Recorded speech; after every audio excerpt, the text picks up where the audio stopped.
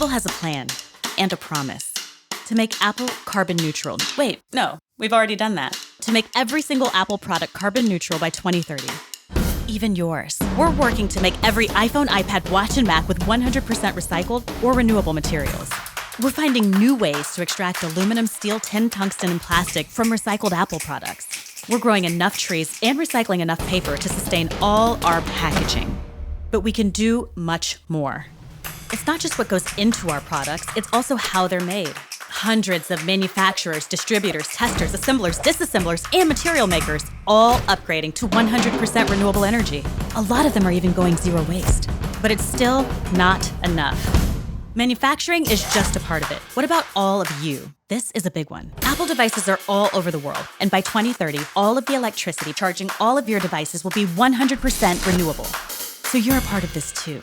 Because Apple is going carbon neutral. No, everything Apple is going carbon neutral. Apple has a plan.